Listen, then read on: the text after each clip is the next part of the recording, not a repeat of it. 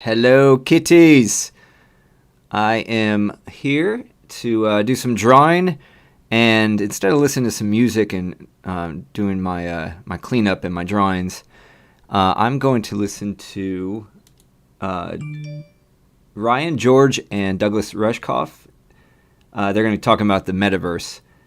Great. I don't know if anyone has not heard of Team Human.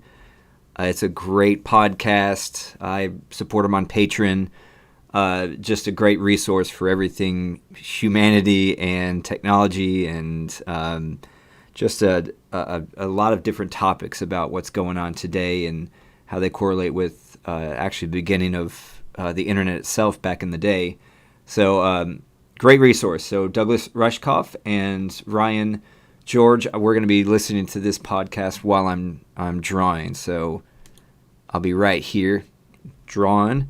And I figured I'd put the camera on my iPad this time instead of my face, because all you do is see my head look down. So I'm going to be drawing really, really close to this, but I'm just going to turn off my mic while I'm doing this and just turn on this conversation. And I will do that right now. So you guys enjoy this podcast and with the Ryan George and Douglas Rushkoff. Team Human is an ad-free, listener-supported community project. People always ask me, how can I join Team Human? I usually tell them, if you're alive, you're already on Team Human, just go find the others. But if you want to get some skin in this game, I encourage you to go to teamhuman.fm, click on support, and join teammates like Amanda GTS, Eduardo Fernandez, Stephen at Urban Greenspace, Michaela, and Mel the Skillet, who've been supporting members and gained access to our Discord channel, our Team Human audio salons, as well as free admission to our Team Human live events. The Team Human community helps each other develop ideas, find jobs, moral support, solidarity, as well as some compassionate pushback. You'll also get access to the Team Human team feed with bonus content, including conversations I've had over the years with legendary Team Human pioneers, including Timothy Leary, Terrence McKenna, Joanna Harcourt Smith, Nina Graboy, Genesis, Breyer P. Orridge, and many, many others. You can even get books, t-shirts, signed membership cards, and the knowledge that you're keeping a roof over our editor's head. Please join Team Human and gain access to our shared, clothing-optional Team Human Dream space every night during your sleep. See you there.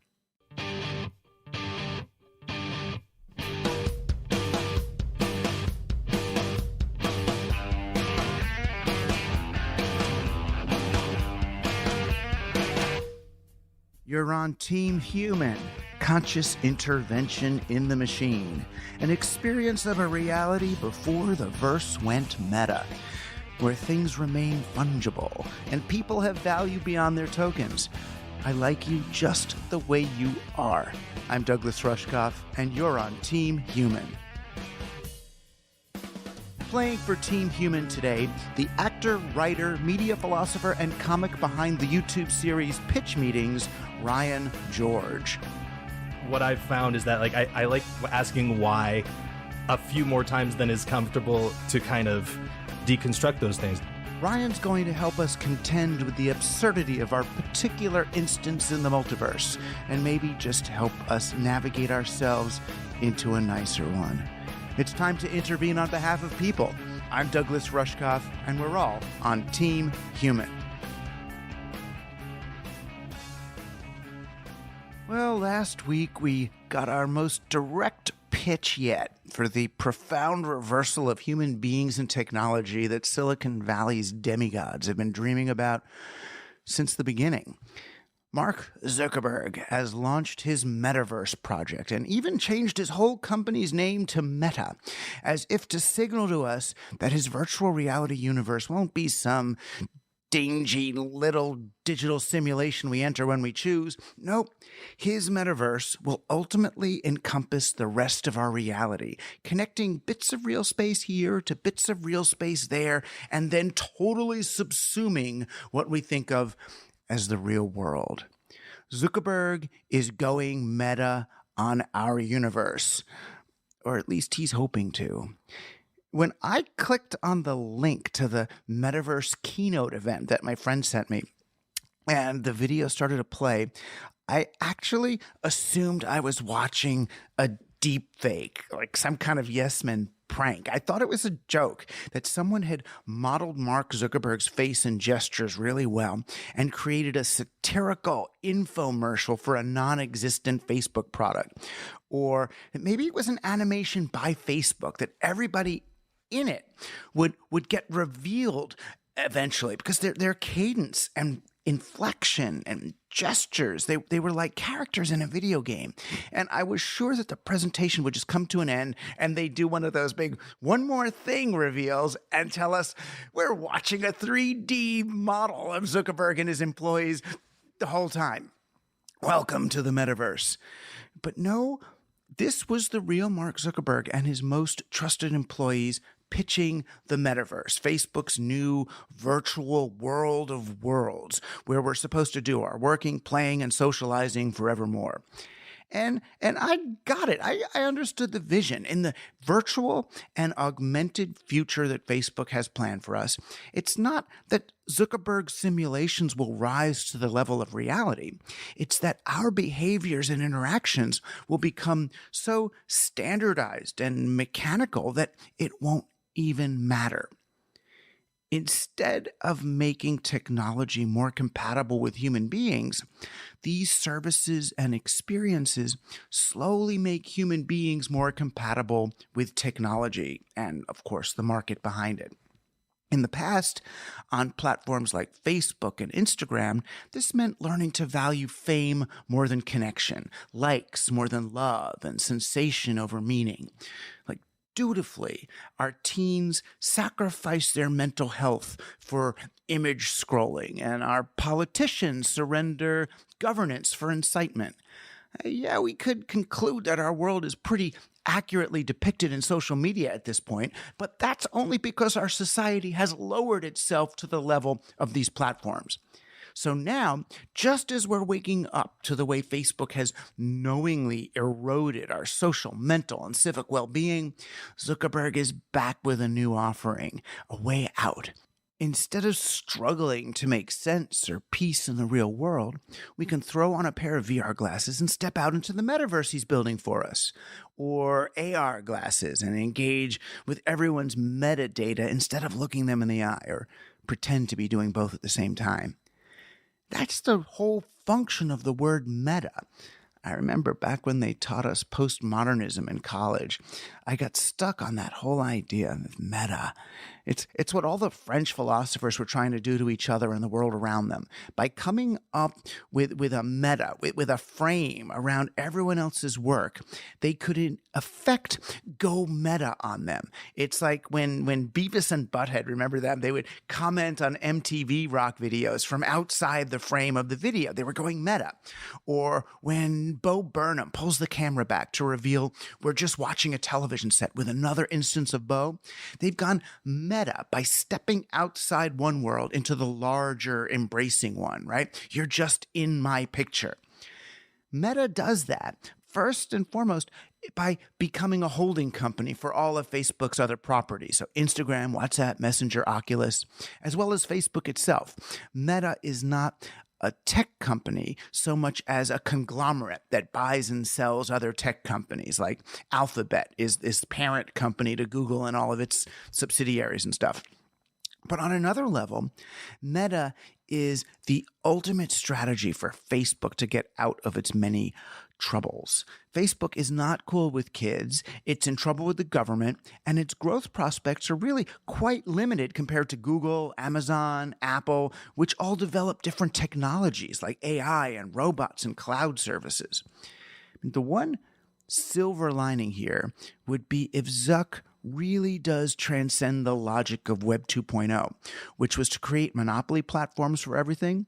So instead of being an online store, right, you become an aggregator of online stores like Amazon, or an aggregator of games and music like Apple's App Store. And then you take 30% off the top of everyone else's sales. So the promise of the metaverse, at least as he's hinting in his presentation, would be that it's not a platform at all, but a set of protocols. Right? There's no single platform, but a big open source universe of blockchains spawning out NFT versions of characters and clothing that are owned or sold by the creators. And it sounds really good. But given Zuckerberg's history as a not so good actor, I'm not holding my breath. Just as it was hard to imagine the original internet becoming a digital strip mall, it's easy to overestimate the liberties unleashed by new, seemingly decentralized architecture like blockchains. Going meta is Facebook's escape hatch. It's Zuckerberg's way of telling us, forget about all the destruction his platforms have caused before, and instead look at the big picture. But if you look hard enough, you'll see it's not a big picture at all. It's a tiny network of virtual worlds connected by a business plan that always leaves its users with a bit less than they started with. Now, to get through the portal to Facebook's metaverse, I have a feeling we'll again be asked to leave our humanity behind.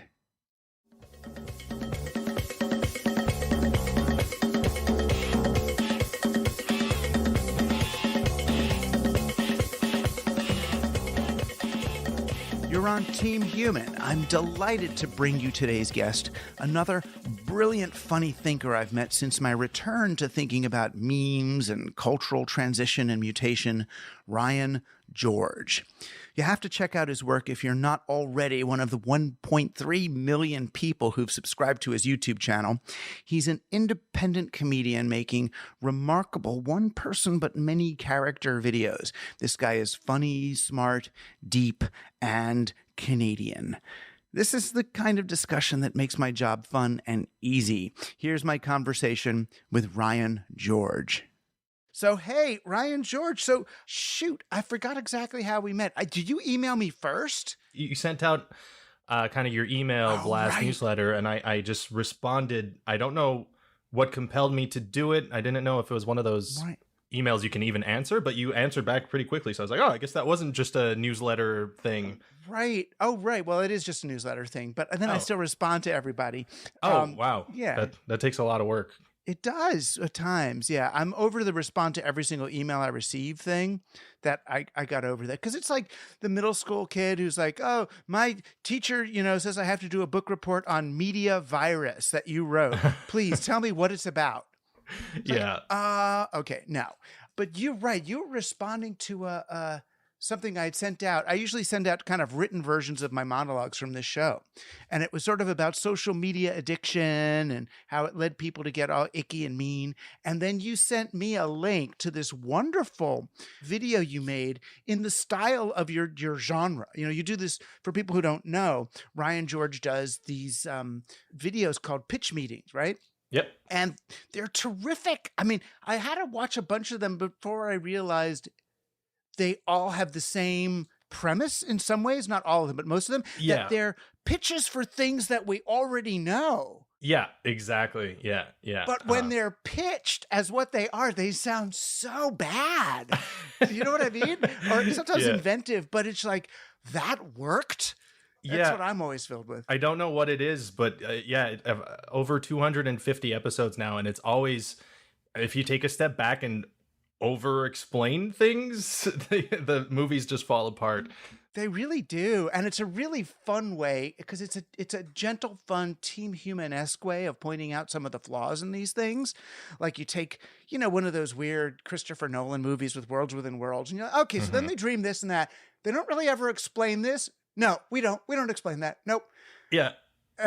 Yeah, and just moving on. That's fine. Yeah. And I love it because it's always sort of this, mostly the same sort of movie executive. Yeah. Who's taking these pitches. And I just love his whole personality because he'll you'll say the thing that's totally wrong. He'll point out what's wrong with it. And then you say like, well, yeah, that's intentional. And the guy just goes, okay. Yeah, exactly. Yeah, I quickly realized if you go back and watch my early pitch meeting videos, it's very like they're kind of unsmiling and a little more serious, but I quickly realized that being very over the top excited about it, even though there's horrible mistakes being made it a lot funnier because like if they made these mistakes with big smiles on their faces with the best of intentions, just making horrible decisions, right, that kind of like it kind of clicked like, oh yeah, I should smile like an idiot when I do these. Yeah, but I love the character of that guy because you kind of want to hate the film executive because he's a film executive. But then, I guess over time, if you watch enough of them, it starts to feel like a TV series where you are knowing this character and watching him develop. You know how in a comedy, like the characters that start out as like bad characters, eventually you have sympathy for them. And yeah, if you get to know them. Right. Yeah. Like exactly. Loretta Swit on MASH. She starts out when we're kids, she's like this horrible nurse character. And then she's like making love with Hawkeye by the end of it, and this deep dimension. So the guy is like, he loves TV and movies though, that executive. And he's like watching it.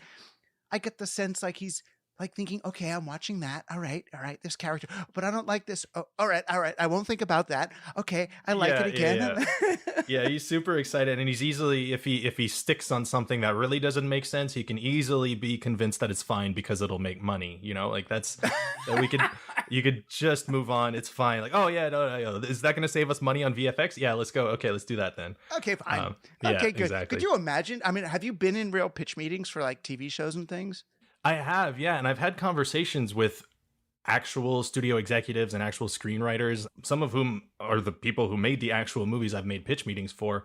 And shockingly, they've said it's not that far off from the actual conversations that have happened.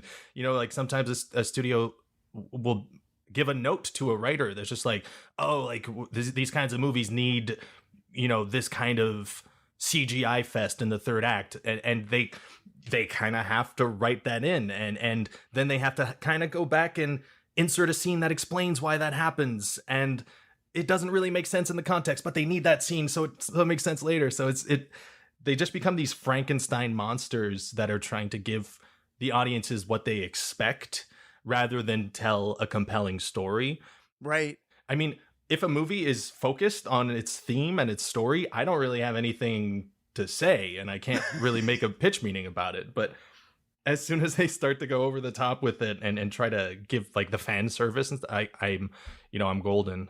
Right. It's weird though, because I've been starting to experience some pitch meetings now over Zoom, really, because I'm trying to get like my graphic novels and old novels and stuff made into like TV shows and movies. And there's this, one of these networks was saying how they want to be, what's it called? Female forward. Right. So I was okay, female forward. I'm finding out what does it mean. It's, oh, well, because of Me Too and all that, we want to have movies and shows that are about women and are empowering for women and empowering for female culture and girl role models and all that. And then, so I'm like, okay, so I could take this story and instead of having it from the male point of view, I could have it from the female character's point of view. And I kind of thinking about it. And then they're like, okay, now, is there sex? What does she look like? Well, can she be extra pretty? Yeah. And well, what about, could she have sex with girls and boys? And then I'm like, geez, so you want it to be female forward and completely exploitational of women as objects at the same time, right? You want your cake and eat it too. Can she be hot, but she doesn't know it? Exactly. Exactly. But really hot, right? Yeah, I mean, really hot. Could she take her glasses off and then you see how pretty she is? Yeah, right. 100%. Yeah, they do try to force stuff like that sometimes just because, that's what's expected. It makes me think of there's this scene in Avengers Endgame where it's a cool, like they have all, visually it's awesome. You have all the female superheroes and they're all standing in a line and they all do this one thing together and it's like they all fly into this one spot and they all pose and it's great. But then if you think about it for even a second, the logistics of every single female hero specifically flying to one spot, like, why would they do that in the heat of battle? But it looks great, and it's a cool moment. But what advantage would that be in the heat of a fight? Right. Well, yeah. You can always tell a studio note. I think they always stand out like a sore thumb in movies like that. You can always tell when there was like, oh, that was probably in the original draft, and then they added this in because that's what they're trying to score points in this way and that way. So you make all those though, all those videos about these pitch meetings, which reveal really without letting anybody know, you're doing semiotics on movie making and TV. I mean, this is like advanced Baudrillard level, whatever, but just coming so matter of fact and straightforward and fun. It's all you need. I would say instead of coming to where I teach at Queens College to get a master's in media studies, just watch 50 pitch meetings and you will have, it's like, I always tell people when they want to go to acting school, I'm just like, learn how to play poker, you know? Right. Yeah. Yeah.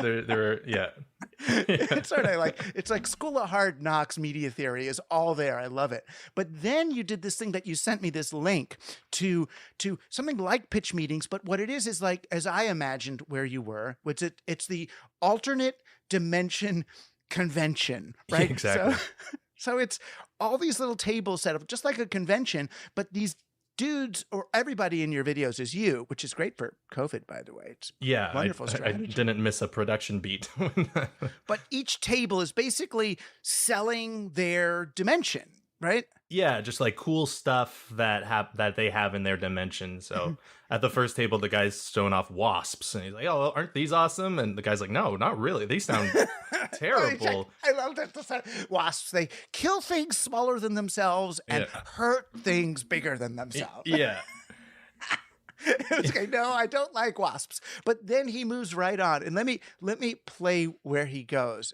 Hi there. Hello. Hey there. Hi. What's this? What is this thing you do? Yeah, so this is a thing called social media algorithms. We're actually pretty proud of them. Right? What does that mean? It's on this thing called the internet. You guys have the internet in your dimension? Oh, yeah, I think we used to have that, but people didn't like the sound that little box made, so it didn't really catch on. Okay, so in our dimension, people didn't really mind the sound, and so the internet caught on everywhere, and now algorithms are a thing. But what is it, like a music thing? Like musical algebra? Or? No, it's not musical algebra. It's a thing that gets to know what kind of stories you respond to try to keep you engaged. What do you mean? Well, for example, here's a story about a puppy being raised by a cat. You guys have cats and dogs? We do. Yeah, that's cute. That's a cute story. So then here's a story about a guy who was walking home from work and somebody cut his ear off. Oh my God, what? Okay, see, seems like you really responded to this story. Okay, so that's good to know. I mean, that's shocking. So yeah, I did react to that, sure. So okay, I'll show you more of this kind of thing. Seems like you like it. Well, I don't know if I like it. Yeah, seems like you were really into that story. Okay, now here's a story about some students that found a way to fight forest fires faster. Oh, nice. That sounds like an important development. And here's a story about some students that went around starting forest fires on purpose. What? Why would they do that?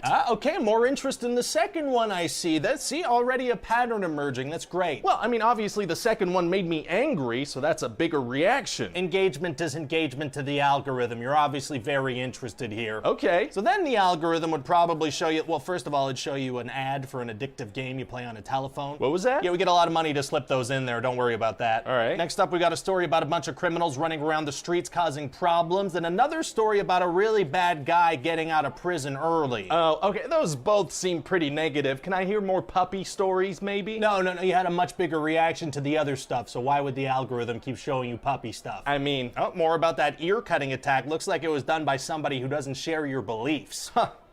Would you look at that?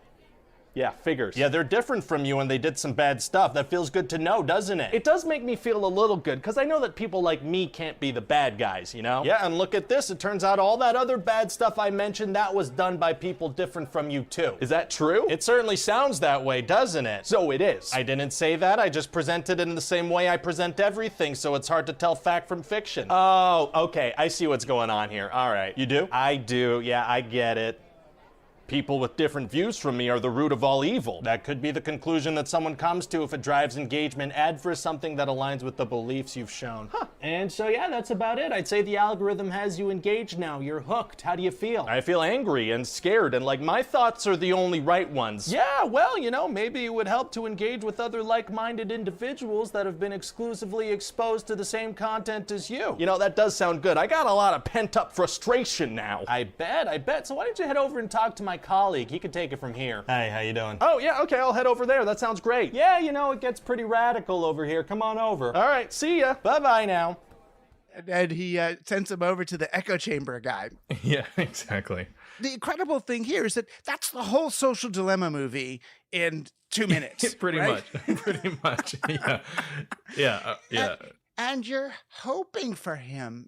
He has this moment where he says, like, oh, I see what's going on here. Yeah. Oh, he gets it. He sees through. Yeah. But that he's going to come up with the thing and slam the guy. But no, that people who aren't like me do bad things. Yeah, exactly. Yeah. Yeah, I just wanted to see if I can step by step show how someone could get radicalized in like 2 minutes or less, let's just. It was beautiful. And it's also, you. The guy who's representing the algorithms, he's just sitting there with some note cards. Mm-hmm. And what he's doing, he's making it look so simple, the way algorithms work. So it's not this magic thing. It's like old school direct marketing. We've got this stack of index cards. We read this one. Oh, you like this one? We'll take another one from this pile then. Oh, exactly. Now we got this one. Oh, we'll do it. You make it so it's very simple, visual. It's not some weird, crazy piece of technology that's mind controlling you. Yeah, just a guy with index cards presenting everything in the exact same way. Like in the same way that when you scroll through Facebook, a link from a crazy patriotbattletruth.info website shows up exactly the same as, a reputable media source. And it's hard to tell the difference if you're just scrolling and reading headlines. Everything shows the same. Right. And but the matter of factness of it is part of it too. Well, why would you want puppies? You say you want puppies. Why would we show you puppies if you're reacting more? You're not interested in this? puppies. Clearly you're not. So we'll just show you this. But then when he gets to the secondary trauma of it is not just that, right, all right, so you're seeing all these sensationalist things, but then the twist of, and it's people who aren't like you. Who do this stuff, and he perks up more, and it's like, and I realized, it's actually that all that is increased sensationalism. Mm-hmm. It just stokes rage more. It's not like some other feature. Yeah, and I mean, if you're seeing negative things, then you're gonna try to find who's responsible for all this crap, and it's not gonna be you. So who's it gonna be? It's gonna be like, oh, this guy thinks differently from me. Right. He did it. And now would you like to hang out with other people who recognize them? You know? Yeah, exactly. It's a horrifying video. It really is, but one I kind of hoping we can preserve, put it on one of those golden records, so when the aliens come after civilization's over, someone say, this is, just put on it, this is what happened. Yeah. This is how the war started. Right. This is it. It's better than Terminator. It's not, that whatever that machine is that turned on humanity and sent Arnold Schwarzenegger against us. Yeah, exactly. It's not that. We just did it to ourselves with a simple mirror algorithm. Exactly. And it's so hard to get out of that mindset, because obviously you don't want to feel like your side is wrong. And also you want to feel like you're on the right side, but there shouldn't be sides necessarily on every single issue, right. But there is. I find there's always when a news story breaks, there's a 5-minute window where it's just the story, and then everyone quickly figures out whose fault it was and why it's the other side's fault, and then that's what everyone's going to run with. Yeah, I know. I have a friend who's doing a lot of research on COVID and the vaccines and government communication and all, and it's like every piece he writes is factual, but it becomes a Rorschach test for, this means the government is evil and putting COVID nanobots in our blood. It's like, no. Oh, this means those damn red state people aren't taking enough vaccines and they're going to kill us all. No, it's just a fact. It's fascinating if you could get past how horrifying it is to see that in action every day on social media. How Ben Shapiro is trending every day, and half the stories are like, oh, Ben Shapiro owned someone in this debate, and the other half are like, oh, someone owned Ben Shapiro in this debate. And it's kind of like, well, which, like, everyone looks at the same sentence the same way and thinks that Ben Shapiro was right about this or the other person was right about this, and like, no one agrees on anything. It's insane. I've been trying to stay off of Twitter for that reason. Right. And then there are these sort of media phenomena that the further you pull back, the story changes again completely. Like, they'll take like a piece of footage of like some cop robber or cop or perpetrator, cop attacker thing, and you look at it really close up and it's like, oh my God, that cop's just beating that guy. Then you pull back and it's like, oh my God, that cop's getting beaten by 30 guys. Yeah. Then you pull back more and it's like, oh no, there's 100 cops beating those 30 guys. Yeah, exactly. Yeah, I wanted to do a sketch along those lines, but obviously I don't have the production equipment for something of that scale. But yeah, just the further you pull back and you'd be like, okay, well, what's this guy's story? Oh, okay, we'll pull back. What's this guy's story? And right. Truth just changes. It does, which is why, it's so important, I think, to withhold judgment. I mean, I saw so many of my friends, it was a few years ago, when they all got pulled into that Covington story about the kid staring down the Native American at that protest. Yeah. He's wearing a MAGA hat and we're all like, oh, MAGA people are bad, so the kid must be bad. Yeah. And then you see what happened and you go, oh, it actually wasn't quite what everyone was thinking. And you look at it wider. Or any of the police cam footage, it's like all you see is like, the gun in the face, and you pull back, oh, well, it's always more complicated. Yeah. Almost always. Exactly. And just a few seconds before or after completely changes the context or the outcome. This is just like a very stupid example, but this week in Montreal, where I live, the mayor was talking about, like, we had someone who was like in the tennis finals, and she was doing a speech about like, oh, how inspiring it is to watch her. And she's like, she had like a little slip of the tongue where she's like, her passion for penis is inspiring instead of tennis, because in French, penis have the same intonation. They rhyme in French more than in English. And the first time I saw this clip, like, it cut immediately after she slipped up, and the comments were like, what an idiot, like, oh my God, she can't get her head out of the gutter. But then, like, the next version of the clip I saw, they kept in her reaction, and she laughs at herself immediately, and it's endearing, and she's like, oh my God, that's so embarrassing. And all the comments are like, oh, that's so funny, that happens to everyone. And just cutting off her reaction completely changed how people were reacting to this clip. That's just a stupid little penis related example. But I know, but it's also just the mean-spiritedness that pervades our whole media space and culture now. It's like people are looking for opportunities to take someone out of context and get them in trouble. For 100%. What ends? I mean, I guess it just, you get more engagement, right? Well, I mean, and I think like that email, that kind of newsletter blast that you sent out, that's why I responded, because I was like, yes, framing it as addiction makes so much sense rather than a cult, like where people are diving into conspiracy theories or fighting each other on the internet. It's because it feels good to find the next piece of the puzzle, or to find out that someone you don't like is wrong about something. And it feels good to share that and to have people react to that. And that's all everything is on the internet, just like little dopamine hits, and conspiracy theories are definitely addictive. It helped me because I kept asking myself, how did these smart friends of mine end up believing crazy things? Mm-hmm. I say that, and I'll get email just for having said that. And I didn't say what crazy things or what smart friends. I could be talking about lefties, and they're thinking I'm talking about them, or I'm talking about righties, and I'm talking about them. And everyone just feels persecuted when you say it.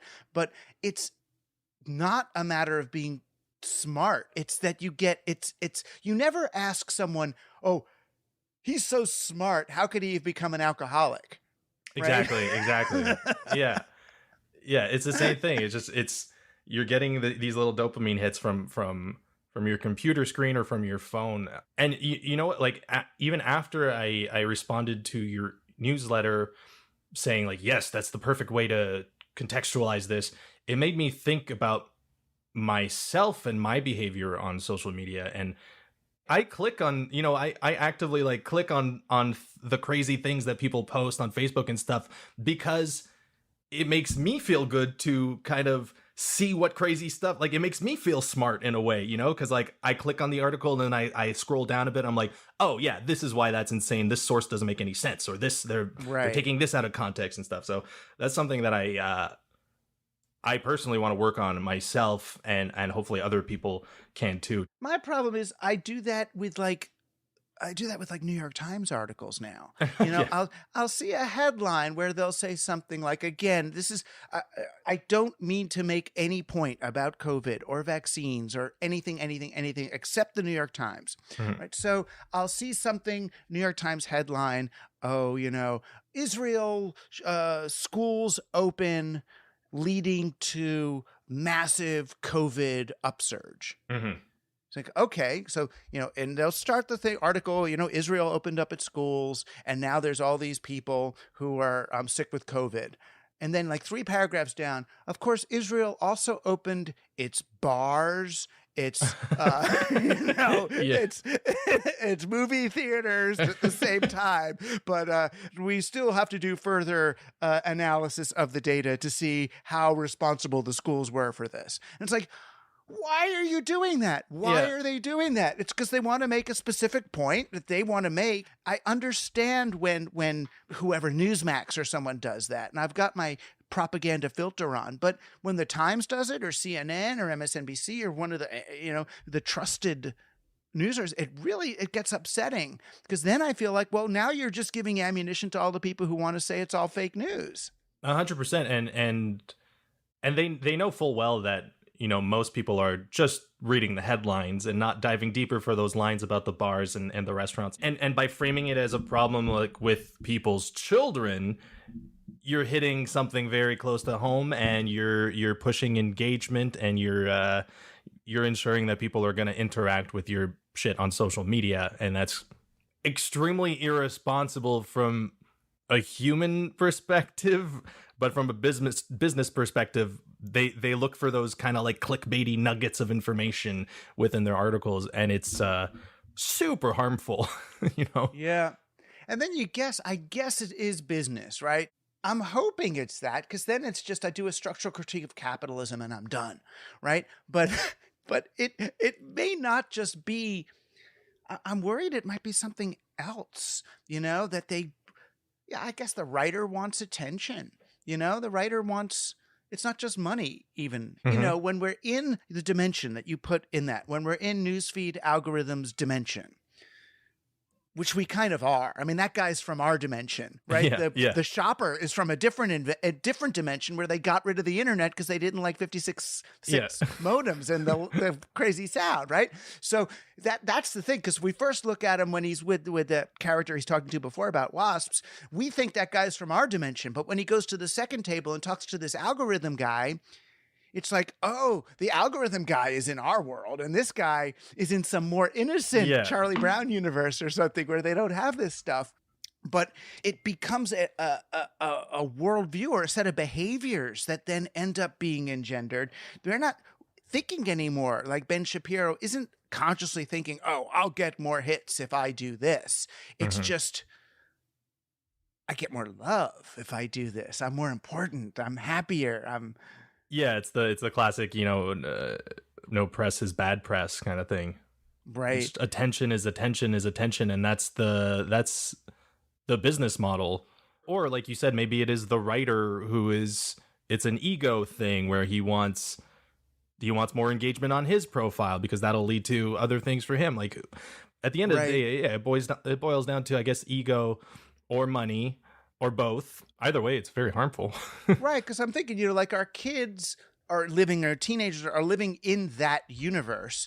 They may not be, most of them anyway, are not financially tied to it. They're not like paid influencers, but they're living in that social system. So that becomes their emotional value system, their social, their cultural value system is based in that rage. It's not even... You know, then you don't even need to dangle money and profit and stock shares in front of people anymore. That's just how they are. Yeah, and it feels good if from the commenting perspective. People comment things on those articles on Facebook and whatnot, and then if someone disagrees with them, then then they attack them like they're a virus, and that's like, it becomes a game. It's like, oh yeah, no, I'm gonna defeat you. Like it's like a gamification of news. It's crazy to see. This is kind of like a different tangent, but what I find strange is that like people have no worries on Facebook of having their face and name, their real names, attached to fully attacking people on social media. You know what I mean? Like they're proud to attack people with there's no, it's not about being anonymous and saying whatever you want. They're fully in public wishing horrible things on people. It's wild. It is different, right? Because it used to be like, right, you'd see the meanest comments would come from these anonymous, like YouTube comments, it's people with names like, oh, like whatever Joker Party fan, Boy 36, exactly, with a bunch of numbers at the end. But now it's like, no, it's Mike Smith from Wisconsin wants you to die from your COVID vaccine. Exactly. It's like, oh my God, Mike. Right, come to my house at 23 Main Street. Yeah, I've got 6 guns. I will blast your face. Try to take them. Oh my gosh. So, but you're safe. I mean, I imagine you're safe in Montreal where everybody's free of all these kinds of things, right? It's all just happy people and snow snorkeling. Snow snorkeling. Yes. That's all we do in Canada is snow snorkeling. Happy times and snow snorkeling. No. It's very much it's all here as well. And we have our extremist parties and stuff. There's federal elections going on right now, and it's social media is chaos right now. Everyone's arguing. Oh, really? Yeah. It's Were really you bad. born there or did you run there?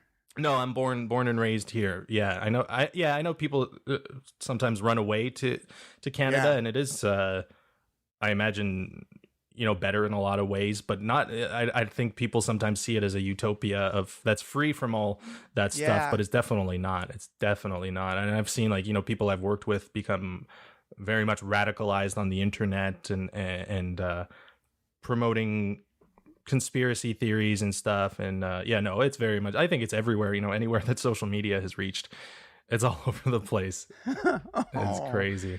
But you speak French and everything. I do speak French, and that's a whole that's actually something that we have here that is unique to this province, is that the French language, a lot of people feel that it's under attack because everything is English around the world for the most part. So there's a big movement to protect the French language, which I understand, it's like culture and stuff, but that's often done by attacking English speakers and stuff, or passing laws that make it more difficult to live your life in English in this city or this province. The new rules. The only way to help anybody is by hurting someone else. Yeah, exactly.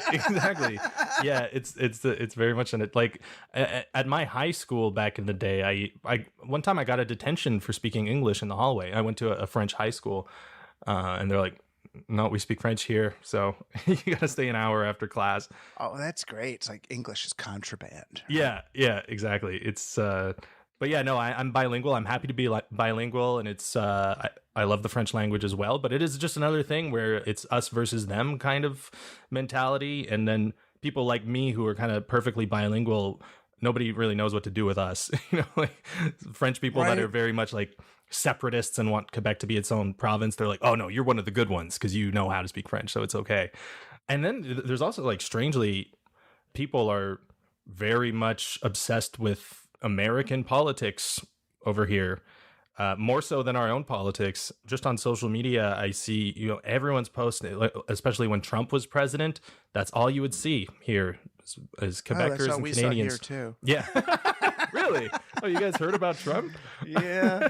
Well, it was a big show. It was prime time. I mean, that was, that was the crossover. Reality TV became reality. It was like, I don't know if we ever go back from that. That was good for engagement. I mean, that was a whole era where, I think the big lesson throughout those years, just for me personally, was to start to learn to pry myself away from social media, because it's just it'll ruin your day immediately. I found myself just waking up and checking the news immediately and then letting that affect my entire day, and just feeling anxious and stressed out all day, and not even news from my country, but it was just like, Trump felt so disruptive to the whole world that I was just like, okay, are we okay today? Like, what's going on? Yeah, I've just been writing about that. I started to feel so compelled to know what was going on, and I really can't do anything about most of it. Like in my parents' era, we used to sit down and we'd watch the news, like, Dan Rather, whatever, on CBS, like 6:30 at night. They'd put it on. It was like half hour of kind of the digested headlines of the day. Oh, there's a war going on over there. There's a thing over here.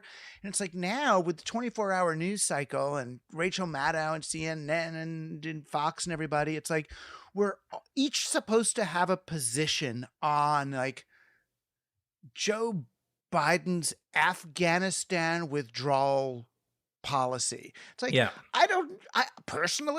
I've never withdrawn from a Middle East war. I don't know how it's done. I just don't. Yeah. I don't have much to offer that conversation, Yeah, people need to form opinions within minutes if they want to interact with people, and they do. Yeah, I guess they find the people that they agree with, and then they copy paste those opinions.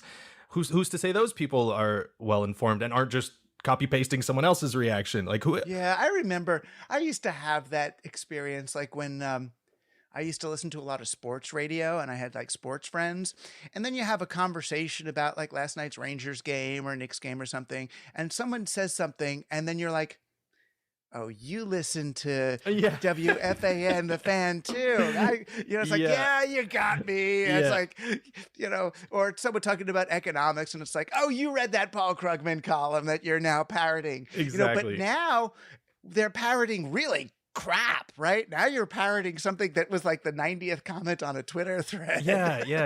And one of the craziest things are these articles that are made about, like on BuzzFeed or Huffington Post or something. And it's like, this happened and people are going crazy on Twitter. And then if you click on the article, it's like the fifth response to a tweet where someone was like, oh my God, that shouldn't have happened. And there are like 2 retweets. And it's like, why are we legitimizing this random person who reacted to a thing with no background on who this person is? And then this person's opinion has formed an entire article that's being pushed out onto every platform.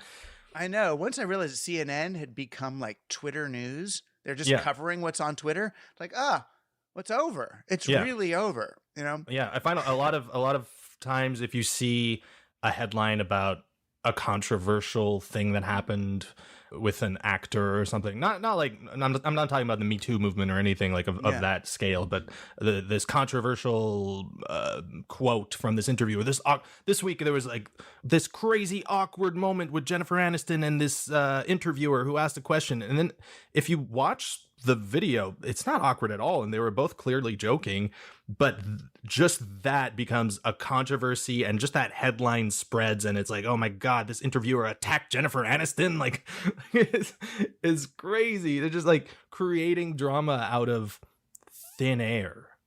It's crazy. I'm not doing well with the internet right now. Yeah. I mean, well, you are in some ways, though. I mean, I'm looking at this, showing off cool stuff to other dimensions on YouTube has 1.1 million views, right? So more people have watched that 6-minute movie than have read all my books combined, right? Twice or 3 times over.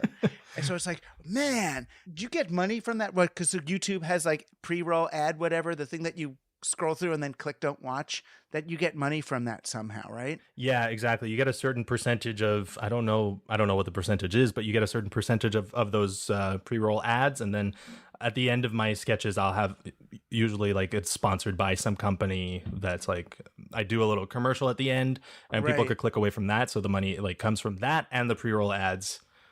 And then like if someone wants to buy a T-shirt, I'll get a little percentage of that. It's just kind of like, in that sense, I'm doing well on the internet in that like I have an audience that watches this stuff that I put out.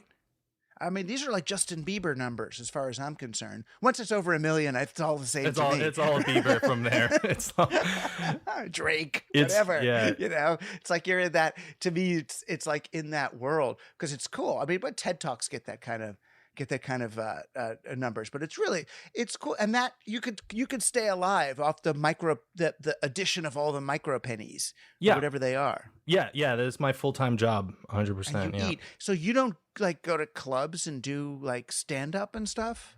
I did for a couple of years, but it's in Montreal. It's not like, say, in LA or New York. There are only a couple of stages, and oftentimes you're performing for a crowd of 8 drunk people who are all the other comedians on the show. So after a couple of years, it kind of became like, well, where is this going? Right. But I also had I had video editing skills, and I'd been doing YouTube stuff for over a decade. So I kind of like started doing stuff on my own.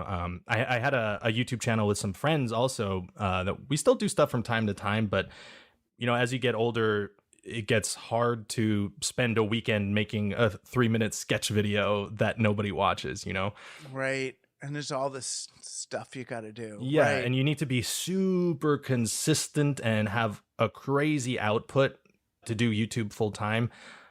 And so every element that was leading to me not being able to make a lot of stuff, scheduling, finding locations, dealing with actors, I kind of took all that out by doing everything myself from home on a green screen, and I could shoot and write and edit whenever I want. And So that's the way that works. That's a green screen. So when you're like in a pitch meeting and you have 2 shots. So one is the pitch guy and one is the studio executive, and they're like in this place.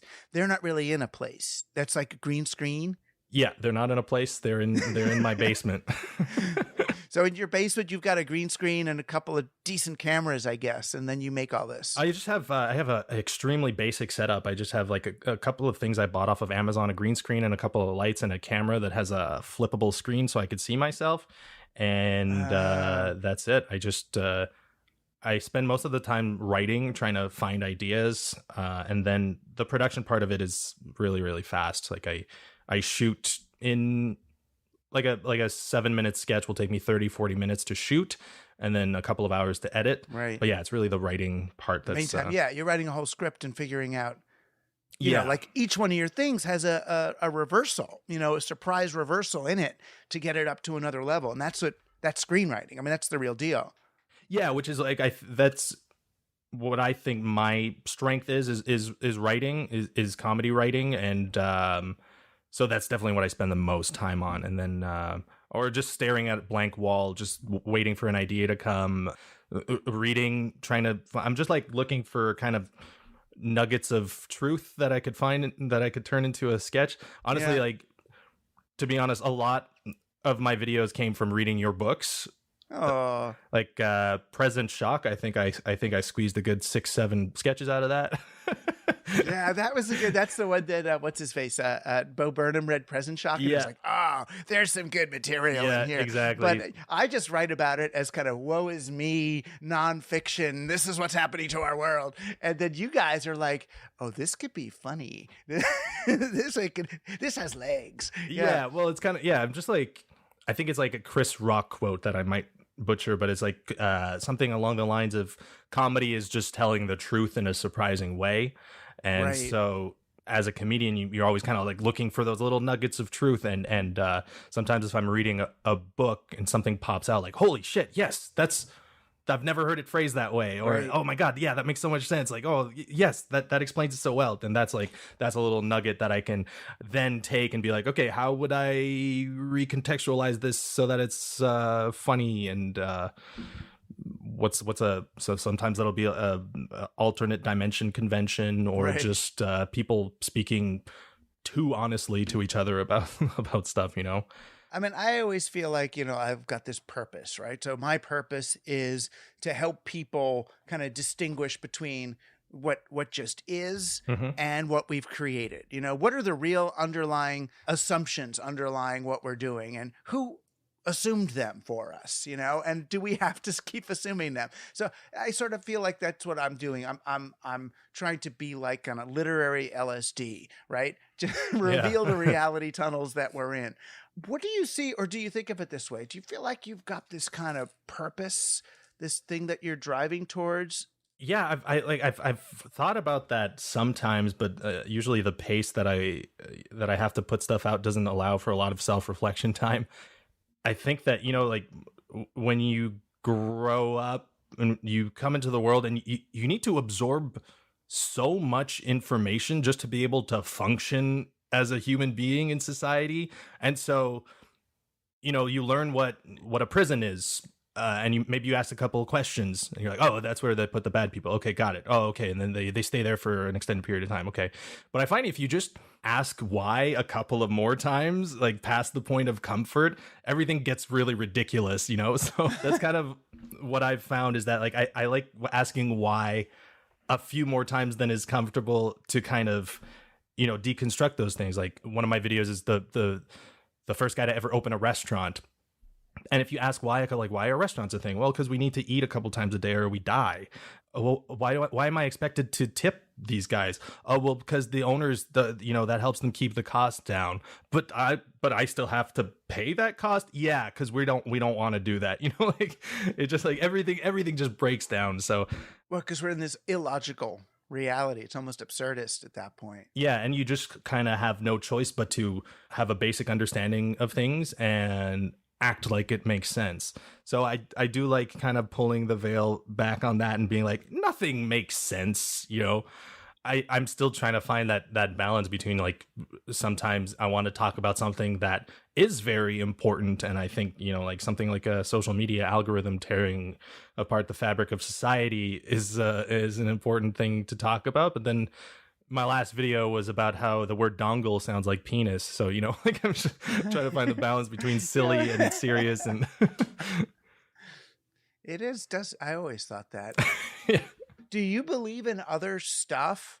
Like, do you think we're just here and making each other laugh and try not to kill each other? Or do you like believe in like weird things like God and ghosts and fairies and shit? I don't know. I don't really have any kind of strong beliefs. Definitely fairies. I do think that okay. Fairies and ghosts. But no, like I don't know. I often listen to podcasts or read books to try to, get little insights of information about that, of like what do other people say about this stuff? Like nobody knows. So right. Where do you go from do, it? But they really don't. Yeah, and you could be convinced of something, but nobody knows. So yeah, I'm not. I don't really have any hard beliefs on any of that stuff because who knows? What am I gonna base my entire life around? A very specific belief and yeah. I don't know. Yeah, the UFOs are coming May 4th, 2027. Oh, good. Oh, good to know. Yeah, I'll pencil them in. I try not to get too attached to anything other than family and love and friends and creating things. I just try to do stuff that I enjoy doing and make people laugh, and then one day I'll die and that'll be all right. That's right. That's and either something else will happen or not. Yeah, and then I'll get reincarnated as a squirrel or whatever. I don't know. Who knows? Or I'll get transported back in time and I'll be a Viking. Like, I don't know. Who knows? Your insight, like the way you think about things, did you just always think about that, or did you like go down to South America and do ayahuasca with a shaman and then come back and think like this? Like looking back, I studied media and communications in university and stuff, but looking back, I was so focused on just partying that I was just trying to pass my classes. I didn't really care, but a few years on, I actually started to develop an interest in learning, which is something that growing up, that wasn't cool. Unfortunately, it was very, there was always this attitude, at least in my schools, of like, oh, I'm like, I don't even have to put any effort in and I could get like a B-. So like, isn't that cool? So in the past 5 years, I've been really kind of just like reading up on things that interest me. I've been doing morning pages, 3 pages every morning of just freehand, handwritten journaling, just anything. It's just whatever comes into your mind, you just write it out. It's almost like it has like the therapeutic effect of, you know how they say if you're mad at someone, write a letter to them and then don't send it. You're just decluttering your mind and just being like, oh yeah, it's true, I gotta do this today. Oh, the cat just walked into the room. Oh, my coffee is getting cold. Oh yeah, I got a project I want to do. And then I also do like 10 minutes of meditation every morning, and then that just kind of clears my brain and lets me focus on creative things. So you don't have kids? No, not yet. No. That meditation's That's going. an important, if you can find 30 minutes of silence in your day, I recommend that. But if I can point to something in my life where things turned around and everything started going better, is when I read Tools of Titans by Tim Ferriss. And in that book, it's one of those books where every chapter is take it or leave it. Does this apply to you? Right. Great. No. Okay. The chapter on ice baths, I'm not going to do that. But this chapter about doing morning pages really has been shown to help people's creativity, and it makes it easier to write because you're used to just dumping your brain onto a page. It's like a muscle, When I started doing that, I found myself to be a lot more creative, and that's when things on YouTube started working really well, and my output was became doable. Like my girlfriend, I don't know why she was with me in the first years of our relationship. We've been together for 7 years, but I was working so hard and I was so stressed out in those first couple of years that anytime she would hear me breathe in the other room and just like